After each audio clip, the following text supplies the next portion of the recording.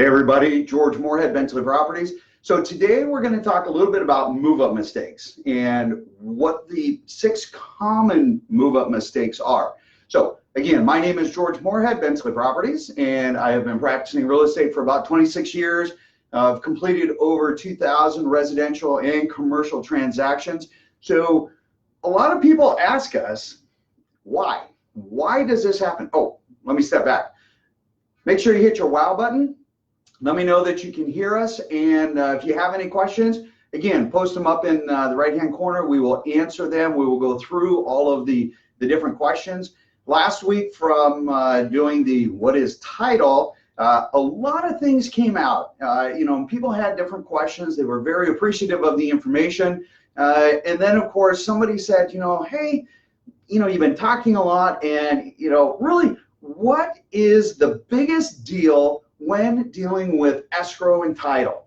All right, let me just kind of recap the 3 top things you need to keep in mind with escrow and title. All right, the first one is you need to make sure that you have all of your funds set and ready to go, either in advance for your down payment and your closing costs, whether it's in the form of a wire, or you have pre-planned and pre-negotiated, not negotiated, but at least spoke to escrow, whether you can use a personal check or a cashier's check, okay?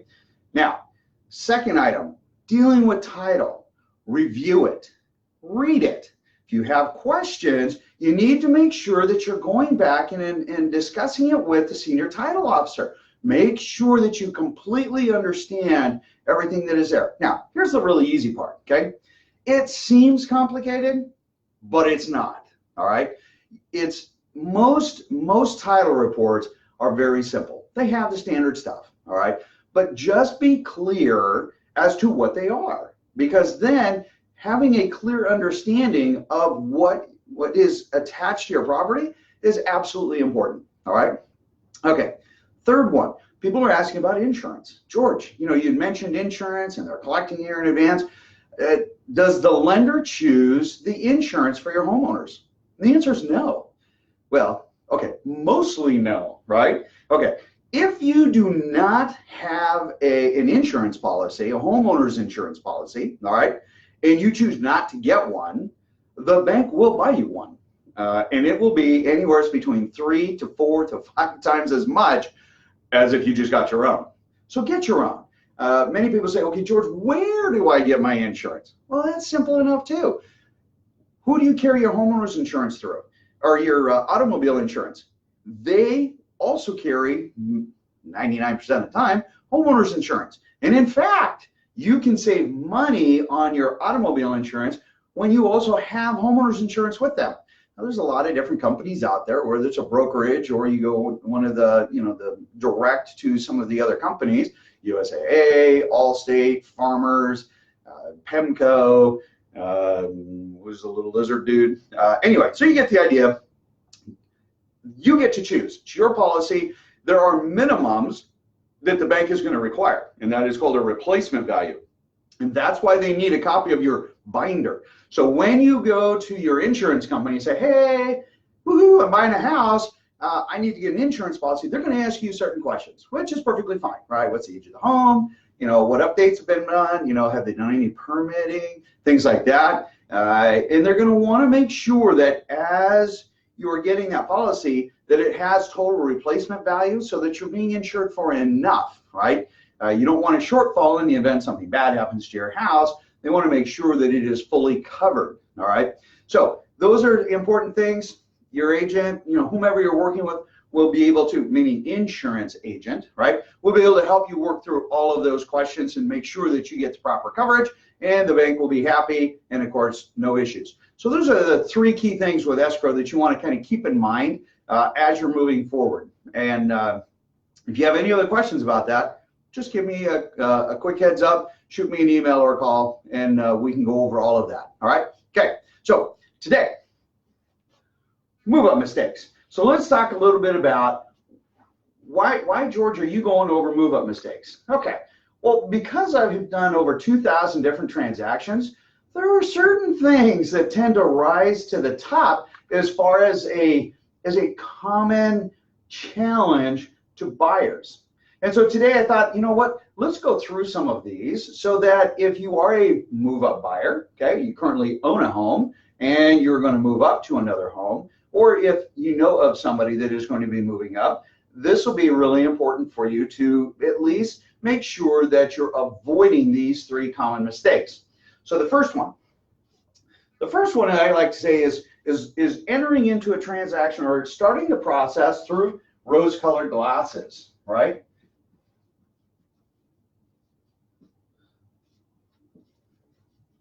All right, so here's the thing. Many buyers that are current homeowners, they're under the perception that, hey, I already own a house. I can totally go buy another house, right? And many times that may not be the case. There are things that you need to that you need to make sure that you follow through on. You need to have also a clear understanding of what you're going to need in not only now, but in the future. Right? A lot of people buy for what they need today, and that's not a great idea, because if you are, let's say many people, they buy a home and they say, well, it's just my wife and I, and we may or may not have kids, right? Okay, well, do you see yourself having kids? Well, yeah, maybe in the future. All right. Well, don't look at a 900 square foot house, which is going to be way too small for you. That minimum threshold would be like 1,500 square feet as a starter home. So that gives you enough space for what you want to do and are going to do. Then as your family grows, don't choose a house for the, hey, this is what I need today. If your children are young and you're buying a 2,500 square foot house with next to no yard, as your kids grow, they're going to want something bigger. They're going to need a little bit more. So pre-plan that, okay? Room sizes, places to go. If you've got small children now, or you don't have and you're going to, and you do a lot of work like remote from your house, and you need that private space, okay? Well, you need to pre-plan that, and you need to make sure that that is something that you're planning for in the future, that this home is going to have a 7, 10, 15-year fit. Because here's the thing, it used to be that people only stayed in their house for about 7 years. Well, now they're staying longer. They're staying longer, like in the 15-year range. So people are moving less. We used to move a lot more frequently. Now we're moving a lot less frequently. So make sure, again, that you're pre-planning, you're not squishing yourself, because now is the time to really take a look and stretch sometimes just that tad little, just that bit more, to make sure that it is something that is going to be a good fit for you and comfortable for you in the longer run, okay? So that's number one. Now, item number two is failing to get your improvements ready to go, right? I said right a lot.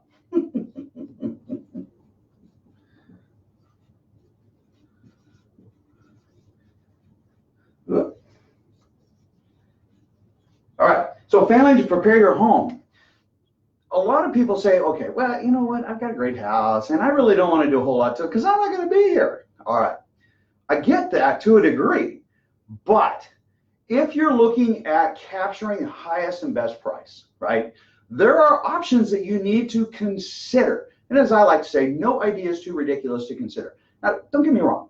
I'm not saying go absolutely berserk, upgrade your house to the 10s, or to the 9s, I guess they say. You don't need to fully upgrade a kitchen. You don't have, upgrade all of the bathrooms and everything else.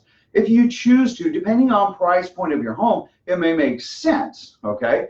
But in most cases, a fresh coat of paint, updating carpet, making sure that you're purging your house of the non-necessary items, having a staging coordinator come in and using only the necessities that you need for your house, and to reposition things. So as I like to say, whoop, turn your life upside down in your house, reposition things so that it is the most eye-appealing and representative of your house. And that's something that we offer our clients as a free service.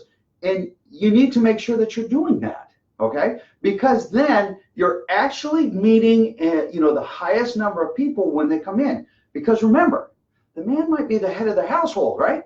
But the woman's the neck, and the neck turns the head. So you need to make sure that when they come into the home together, right, you are making the best impression possible. Don't make your house look like it's a fixer. You might say, George, my house isn't a fixer. Okay, so time out. Hang on a second.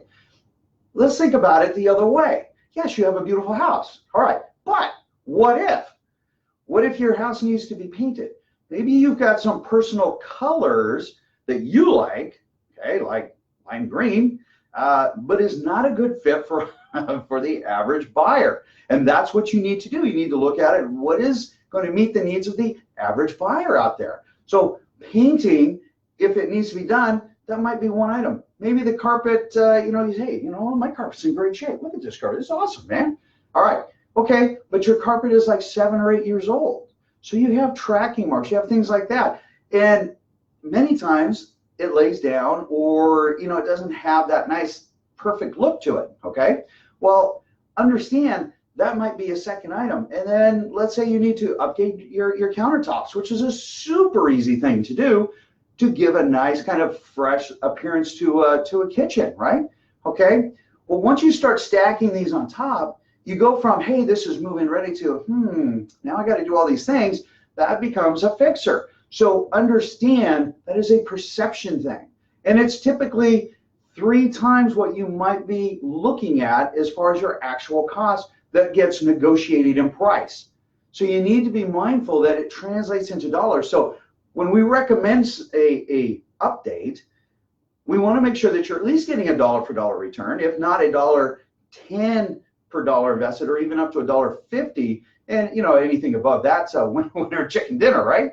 But the key is to make sure that you're putting improvements in that are going to get you that return, or in what we say in some cases, will at least provide you price support. Okay, and that is the next item, you know, that we talk about is price support for certain updates. All right, so make sure that you do your updates.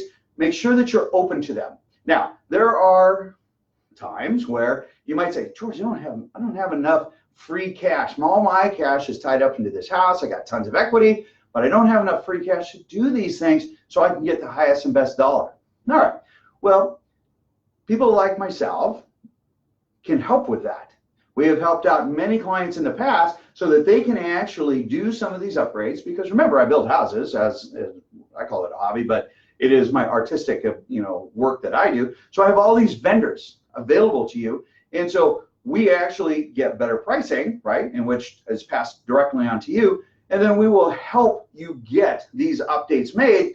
And then, of course, we just get reimbursed out of escrow as an expense, which then, of course, you know, you never technically write a check. We cut those checks for you and then get reimbursed to allow you the ability to get those upgrades done so you can get highest and best dollar. It's one of the services that we provide. There are others that do it. It's a good question to ask the real estate brokers that you're interviewing. Do they do this to help you so you can get highest and best dollar? All right? Perfect. All right. The next one.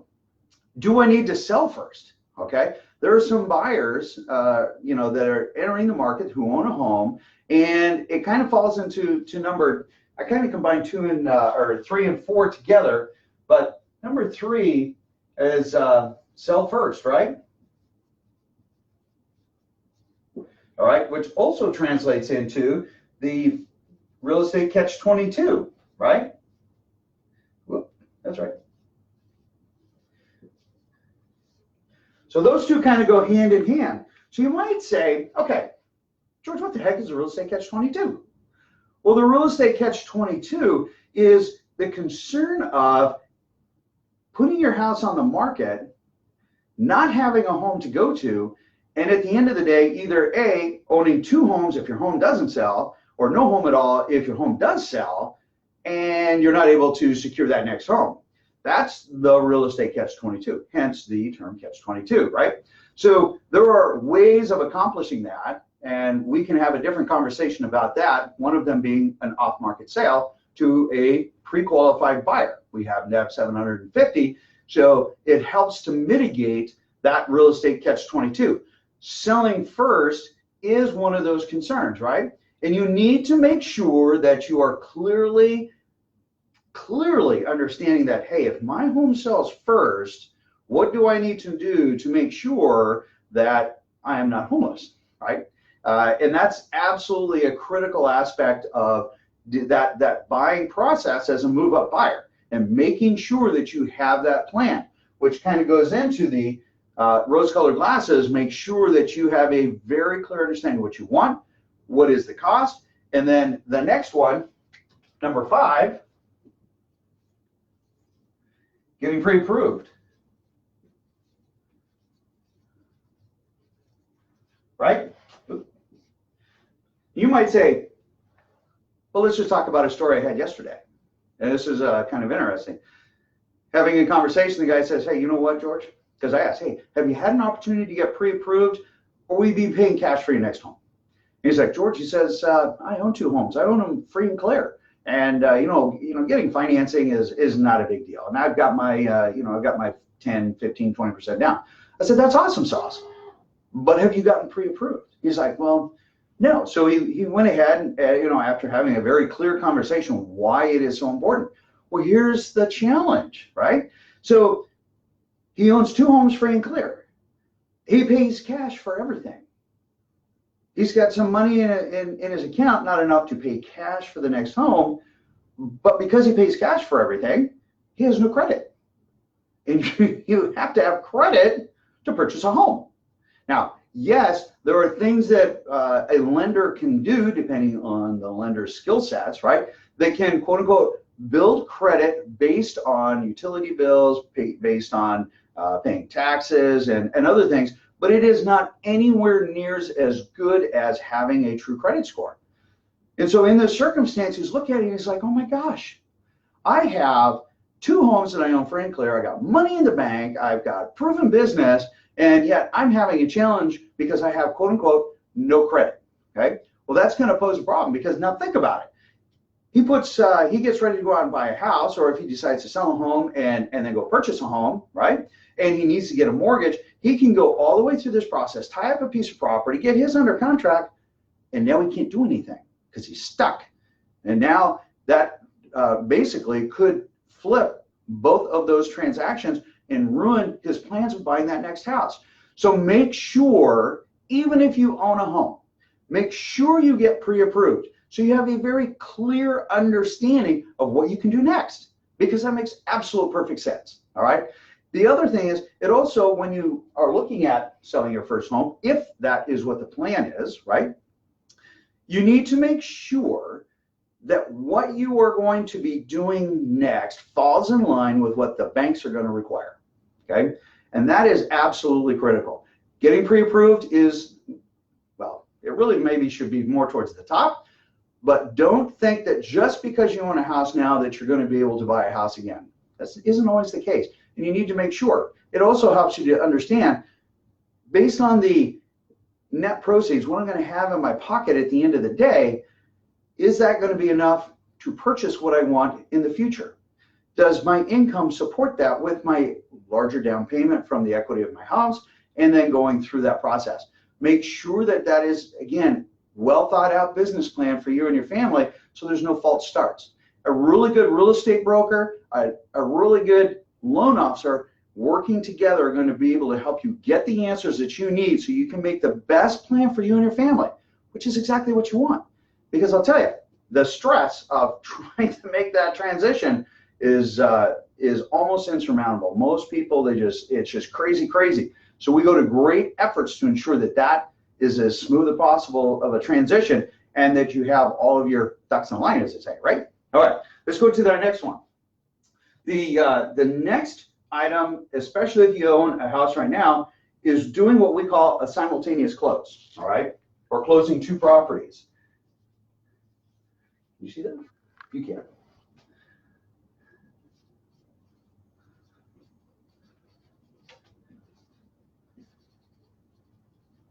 All right, so closing 2 homes. Today, it's a bit easier than it used to be, and that's actually kind of nice. With all of the electronic transfers and whatnot, that makes it a simpler process. But on the flip side, with all of the regulations and restrictions, it's also a lot more challenging. Now, if you can have the same escrow company that is handling the sale of your home and the new purchase of your home, that's awesome. Okay. And that is extremely helpful, because then, there's not a lot of moving around from escrow company to escrow company, right? But what if you're relocating to a different state? Okay. What if you're relocating to a completely different geographic area in the area? So you might be here in the Seattle East Side areas, and you're moving down to Vancouver, Washington, right? Okay, well, that's going to be two different escrow companies more than likely. And there's that time lag of getting funds from one to the next. What most people think is, you know what, I'm going to close on my house today and I'm going to purchase the other home today. And that's not going to happen. The reality is, it's the recording process. Remember when we had that conversation about closing versus escrow, right? The reality is that to get recording numbers, which normally come in between 4:30, 5 o'clock at night, and wire transfer cutoffs, which are based on East Coast time, right? That cutoff is typically 1:30-ish, maybe as late as 2, but really 1:30. That timeline doesn't work. They say, well, that's okay, George, that's no big deal. We're going to close the next day. Okay, sometimes understand that there are times when you need actually 2 days, 2 business days, truly to make that transaction and to be able to close. Because again, when they send down to record for closing, if they don't get that wire in time, okay, they're going to miss the time that the courier takes it down to the county or to the city to record. So again, you can miss that timeline. So make sure that you have enough time when you're doing these simultaneous closings. The second biggest thing, moving out, okay? Some people are saying, you know what, I don't want to move twice. And so I want to move from this house to that house. All right. Well, 2 days may not be enough because you have a buyer coming into your current home, and that buyer or that seller is moving out of their house unless it's already vacant, right? So you have this moving challenge, right? So that the person in front of you is out in enough in time so that you can go ahead and move. You need time to move so that this guy can move in. And it just kind of has this, you know, waterfall type effect backwards, and you need to make sure that you're allowing yourself enough time. Making sure that you're using either a moving company or a moving truck and you have plenty of people to help you. I cannot tell you how important that is.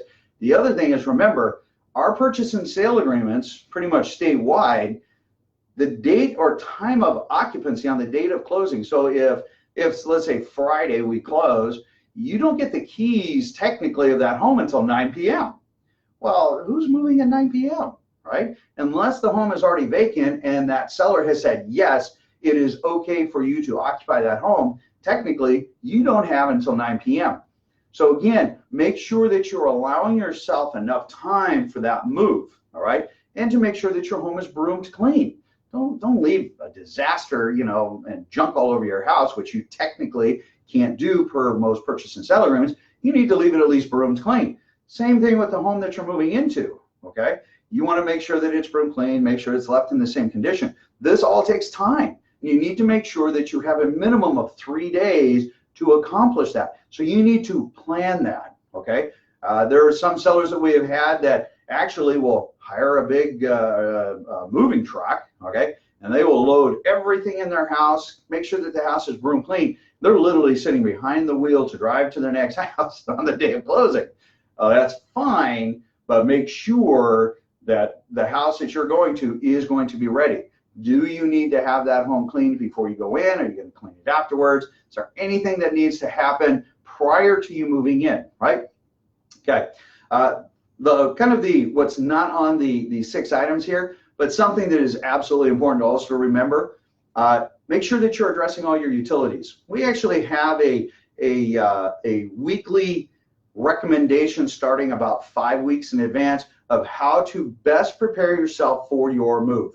If you want a copy of it, we can post it up here. We can mail it to you. Just give us your mailing address, and it's takes you through week by week of exactly what to do to make sure that your move is absolutely smooth and simple. Utilities are a common one that kind of get forgotten, both in starting and in stopping, right? Remember, that's the key word. You want to stop service, don't disconnect. Some people say, yeah, I need to disconnect my service. That's a completely different process, because what they'll do is they'll come and they'll shut it off. That's not what you want. You want to stop service. So there's a little terminology that you need to use. You want to stop service. Don't disconnect it. The guy's moving in probably won't be happy coming in with no gas, no power, no water. You just want to stop service. All right. So if you have any questions, throw it up there in the corner. Let me know. Hopefully this went through a quick understanding. Even if you're living in an apartment, it's the same similar process, okay? It's just you're not selling a home, but the moving process, the moving timelines, everything else absolutely is the same, including making sure that you give your landlord notice, right? All right. My name is George Moorhead. Hope you guys had an absolutely fabulous day. Enjoy the weekend. And if you, again, have any questions, let me know at the top. In the meantime, all the best to you and your family, and I'll catch you next Saturday. Take care.